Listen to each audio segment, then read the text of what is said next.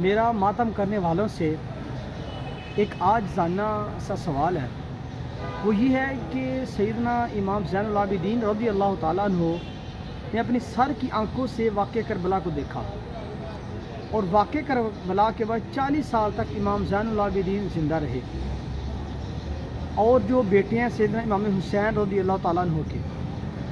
تو میرے 3 سوال ہیں ان ماتمیوں سے۔ پہلا یہ کہ امام زین العابدین کی زندگی میں 40 مرتبہ واقعہ کربلا پیش آیا، یعنی 10 محرم الحرام 40 مرتبہ آیا، تو کیا امام زین العابدین نے ایک مرتبہ بھی گھوڑا نکالا؟ میرا دوسرا یہ سوال ہے، کیا امام زین العابدین نے غم حسین میں ایک مرتبہ بھی ماتم نکالا؟ تیسرا میرا سوال یہ ہے ان ماتمیوں سے، اس کا مجھے جواب دیں کہ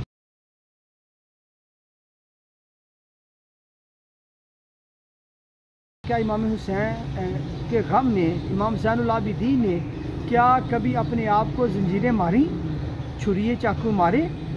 تو جواب آئے گا نو نیور، کبھی ایسا نہیں کیا۔ تو پھر یہ کون لوگ ہیں جو سیدنا امام زین العابدین جو امام حسین کی بیٹی ہیں ان سے بھی زیادہ ان کو غم ہے، یہ اپنے آپ کو زنجیریں مارتے ہیں، ماتم کرتے ہیں، نوحہ کرتے ہیں اور گھوڑے نکالتے ہیں، حالانکہ امام زین العابدین نے کبھی ایسا نہیں کیا؟ تو پھر یہ کون لوگ ہیں؟ یہ کس کے طریقے پر چل رہے ہیں؟ حق اور باطل کو جان کر جیو محترم۔ اللہ رب العزت قرآن پاک میں فرماتا ہے وَلَا تَحْسَبَنَّ الَّذِينَ قُتِلُوا فِي سَبِيلِ اللَّهِ أَمْوَاتٌ بَلْ أَحْيَاءٌ عِندَ رَبِّهِمْ يُرْزَقُونَ، جو اللہ کی راہ میں مارے جائیں ہرگز انہیں مردہ نہ جانو، بلکہ وہ زندہ ہے، اللہ رب العزت ان کو رزق دے رہا ہے۔